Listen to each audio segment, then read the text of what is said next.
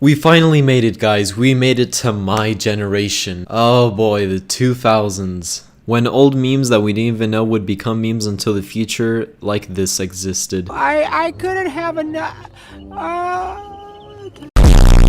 Now for the video game world, this was sort of a mixed emotion type of year. Some people are happy about the results, some people are not. I was not trying to reference this. So of course this was a huge year for Sony. The PS2 affected them so well, their stocks just exploded during the PS2 era. And for Sega, as you'll learn in a bit, actually had a pretty good build-up, but then it sort of just collapsed. But first, let's look at the console sales. The PS2 sold 155 million units, which if you do the math, you can almost combine the GameCube sales with the Dreamcast sales with the Xbox sales and times it by 3. The Xbox sold 24 million units, which I know doesn't seem like a lot, especially compared to the Xbox One now and especially the 360. But this is actually pretty good for a first console from a company. The GameCube sold around 21,700,000 units, which was sort of a red flag for Nintendo that this is not really good. Their sales have sort of been declining every single console, so things are getting a little bit scary. It's not like Nintendo lost money from this was still a pretty good sale, but things were getting a little bit weird. And the Dreamcast only sold 9.1 million units, which is sort of sad to see because this is not like a bad console. There's nothing like majorly wrong with it.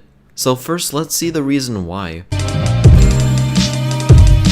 On day 1 of the PS2 launch, 500,000 units were sold. At the beginning though, there was a tiny lack of games. It was not like a huge issue, but at one point that sort of harmed the sales. Then there was a little bit of a supply issue, and this is where one console could have totally benefited but didn't really have the opportunity. It tried its best, and I'm pretty sure we know who I'm talking about. There was another issue called the Great Memory Card Famine. This was because demand was higher than supply, and if you don't know what that means, that's basically a NES Classic sort of situation where everyone wants this, you know, everyone's demanding it, but there's not enough supply. And because of this, Sony sort of lost a little bit of profit on their memory cards. Other companies benefited. And this next part may seem just insane to believe. I understand it 100%. So there's 3,874 game titles, right? Well, because there's over 155 million units sold, that means that there's about 1.5 billion copies of PS2 games that were sold. In around just a week, the Xbox shipped 600,000 units. And people may be asking, because this is a new console, why wouldn't people just let other people experiment, be the guinea pig? And I think it's because it's just Microsoft. Because they're already such a big brand and people love doing PC games, it's sort of just made sense. That's probably a reason for why the Apple Pippin, which was an actual Apple console, just in case you didn't know, failed so badly. It made the Virtual Boy look good. That's not a joke. The Apple that we know today, that is the biggest company in the world, and that's not an exaggeration, had a terrible console. It was so terrible that it made the Virtual Boy sales look good. That is really sad. But believe it or not, before Microsoft was hooked on the idea of making the Xbox, they sort of wanted to team with Sony also. That's probably a huge irony. Clearly Sony doesn't regret their mistake like Nintendo did, but I think that Nintendo's sort of regretting their mistake 2 times after seeing what happened with the Xbox. They were like, oh my god, are you fucking kidding me? Get it? Because if Nintendo actually teamed with Sony, then the Xbox wouldn't exist, and neither would the PlayStation. Also, just a small note, this was really good for America in the video game industry because besides Atari and Sega, because yes, Sega was actually made in America. But anyways, this was a really big leap.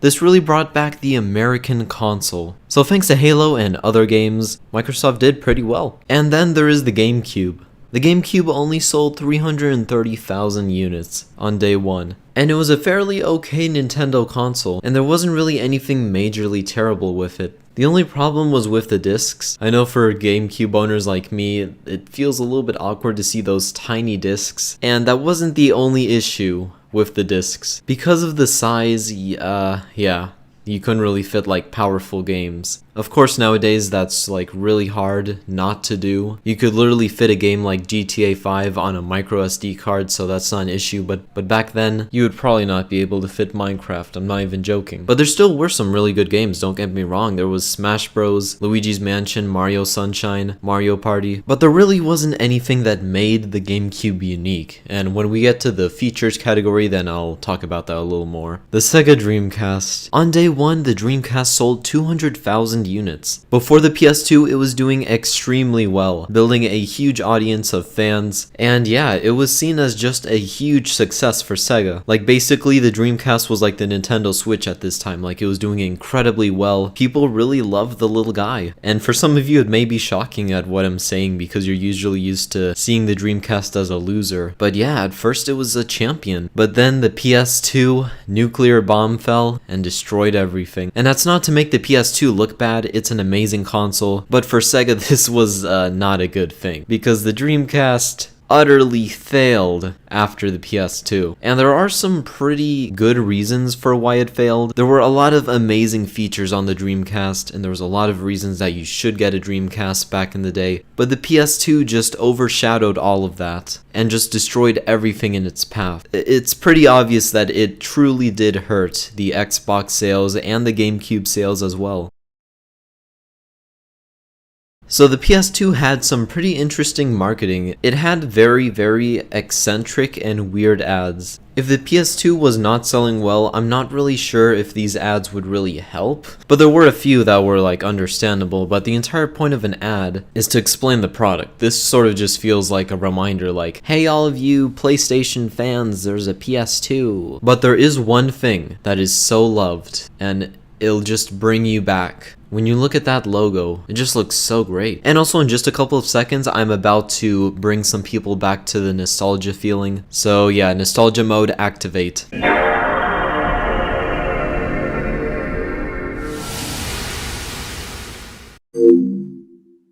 Xbox. You know your commercials, there were some that also didn't make any sense, like this one. Life is short, play more games. I mean, it's sort of a, a little Doritos type of commercial, but yeah, there were some ads that also made sense. It was sort of balancing, but the presentation of the Xbox was also presented as well as the PS2. And I think that Microsoft itself sort of advertised it on its own because it's Microsoft, like I said earlier. And I think that's the same sort of situation with Sony, like, you don't really have to take the commercials seriously because you already have a little bit of your name in there. So it's like, oh, this is PlayStation. PS1 was good, so PS2 also probably is good. So clearly for Xbox customers, they weren't saying that. They were saying, oh, Microsoft has a console now. Let me find out more. Because they're already like known for what they do. And here is the Xbox's intro.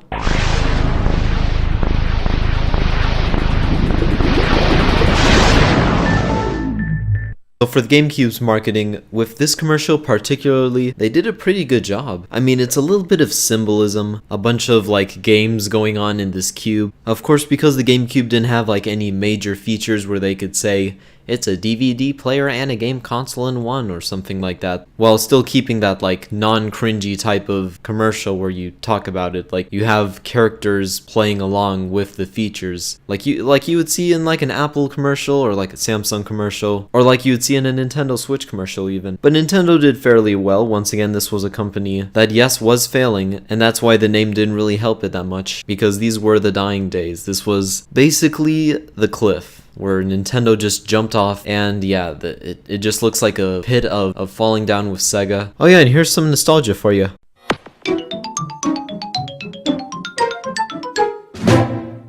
The Dreamcast commercials were more based on what the console can do, and that's really good. And I'm glad that Sega did that because this was the type of commercial they needed. There was no fooling around at this point. This was like a hit or miss, and unfortunately they missed. But I'm really glad that I'm not here sitting saying, why didn't they have any like informative commercials? And thankfully this is a informative commercial. But they also had a very interesting campaign, launching the system on 9999 and having the motto, "It's thinking." This is also something that I really like that Sega did. It was basically trying to say that the console is very advanced, and it actually was. These commercials are extremely better than the Sega Saturn, because if you saw my N64 versus Saturn versus PlayStation video, you would know that I sort of shat on the Saturn a lot, especially for marketing, but these commercials are much better. And of course, here is the Dreamcast startup.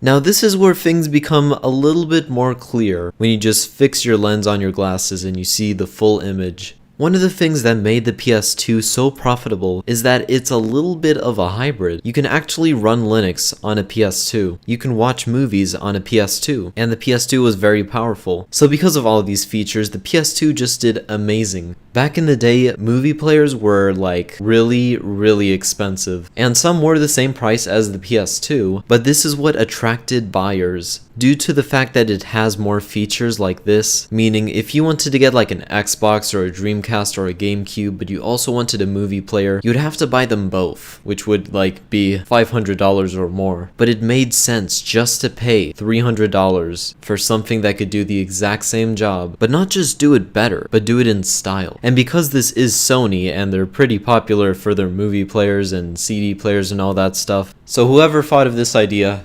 hashtag genius. Now for the Xbox, it was a little bit more on the hardware side. This was basically for your speckies, as I like to call them, people who like the specs. Of course, there's no doubt that the PS2 was more powerful, but there was something that the PS2 didn't have, and that was surround sound, and it appears that people liked that. But in all seriousness, the Xbox didn't really have as many features as the PS2. The Xbox focused more on its Xbox Live, its new project, this online service of playing with other people. And of course, Halo was also a very big beneficial factor. Halo was basically the Breath of the Wild for the Xbox. This first-party game was so much fun for some players that it made the Xbox popular over time. This is where the Dreamcast did good. It may have not been popular, the sales may have not been good, but this is the beauty of the Dreamcast. So besides it having Windows CE, even though people didn't really use it, there's probably one big feature that I don't believe PlayStation or Xbox or Nintendo fans know about the Dreamcast that aren't really familiar with Sega, and that is that there's actually two consoles on the Dreamcast. And you may be saying, oh, it has to be on the controller. No, it's not on the controller. It's in here. Now this is where things get really good. In most cases, for most games, this little tiny extra screen that you can see is not like a Wii U type of screen. This is something that you could actually use like a little Game Boy. So let's use an example. Let's say that there's a game that has a character that has little tiny characters that you can upgrade. A little bit like Pokemon, let's just use like that sort of metaphor. Well, you could take this out and you can clearly bring it anywhere, and you can continue playing that little mini game and upgrade the little creature. So then when you plug it back into your controller, it's there. And this is where Sega, it is totally genius. I know to some people it may seem like a gimmick, but this really is like true innovation. It's a really nice concept, it does work, it works well. There's also its own little network called SegaNet, where you can play online with friends at the time, and it has its own internet, which is called Web TV. So you could get a keyboard and a mouse and you're good to go. You could hook up a modem, and yeah, I mean, the Xbox and the Dreamcast seem to be very interested in online play. So I'm pretty sure someone's saying, why did you leave the GameCube out of this list?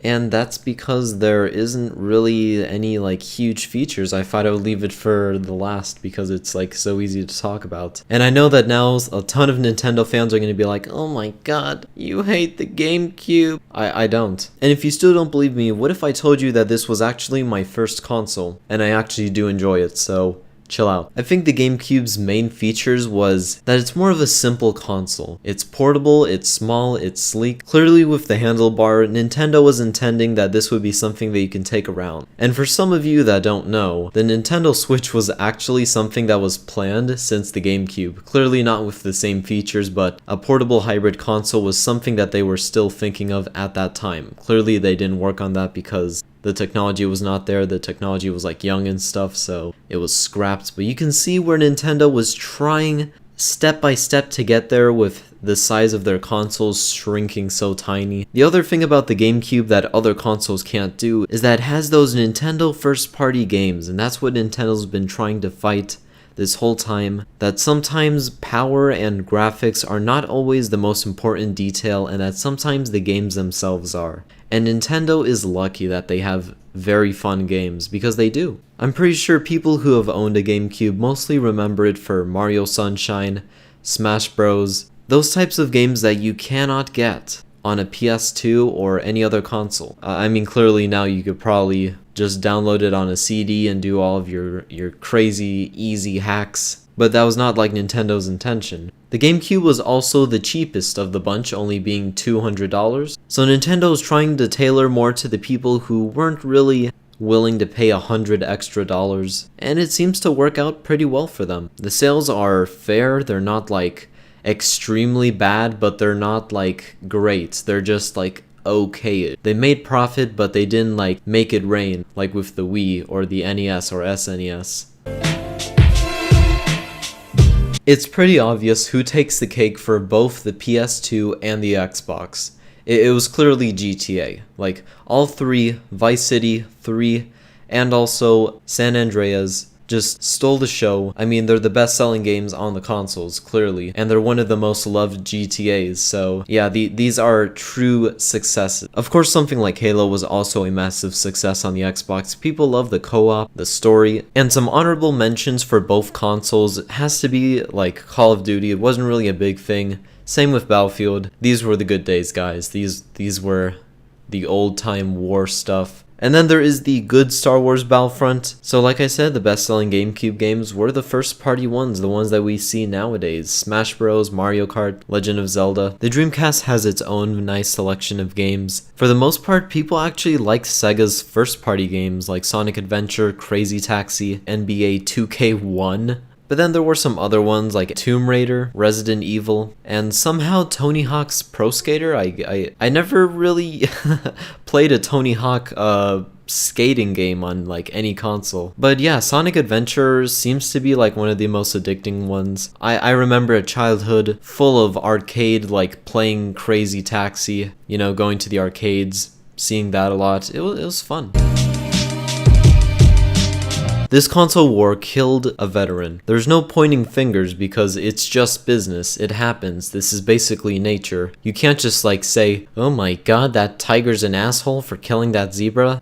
That's nature. That's how things are. It is what it is. So unfortunately for Sega, the Dreamcast did not sell very well. It had absolutely nothing to do with the console. The console was doing everything right. It may have not had every single popular game like GTA, but it still had some third-party games that were amazing. There was absolutely like no complaints that I would have personally. It was just at the wrong time, at the wrong place. So you may be asking yourself, why didn't Sega like try one more time or just fight till the end? And the thing is that they know that there's no chance. Like, everyone assumed PlayStation is gonna like be the supremacist, every console is gonna die, PlayStation's just gonna take over the whole market, be a one-man army basically. Well, that's what some people thought, not everyone. But Sega also poured in $100 million into marketing the Dreamcast. So you may be saying, oh well, maybe this is just some normal fees, maybe that's how it's supposed to be, that's the normal price. It just seems like a lot because you have to put on TV and radio and newspapers and magazines. But here's the thing, with $100 million,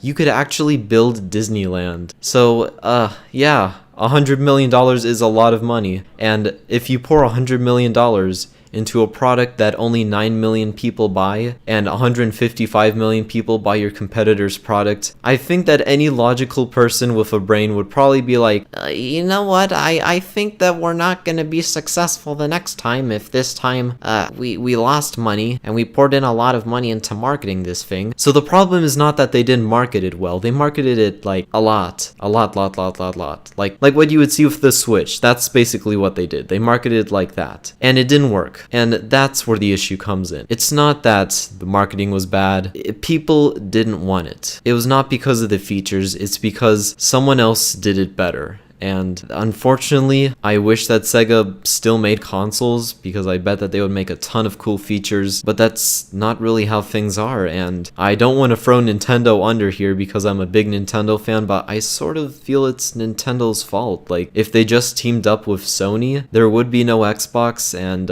we would have like the Nintendo PlayStation. Nintendo would be like a cool product now, but at the same time, I feel like Sony would slowly leave Nintendo because they would start disagreeing on other things. So yeah, I'm not really sure if Microsoft would try jumping into the console war game, but it would be a three-way battle. And then when Sony leaves Nintendo and makes their own console, whether it's successful or not, whether they made it the PlayStation and continue on while Nintendo makes their other new console name, who knows what would happen. And what do I have to say about the Xbox? Well, Microsoft was lucky. Panasonic failed. I mean, a lot of companies failed. Microsoft just dipped their toe in the water and was like, oh, this is good, let me just make a splash, and boom. New competitor, new success. Good for you, Microsoft. And I'm pretty sure it's a known fact that at Sony headquarters, when the PS2 was just selling tons and tons of units, Sony just dumped hundreds of dollar bills, like $100 bills, into the Sony headquarters, like all filled up. The building literally had like no windows, like it was just covered in $100 bills. Employees were swimming in it. I hope you guys know I'm just exaggerating. I'm just like joking. But like that's how it was. Like Sony was making a ton of money. And the console business is really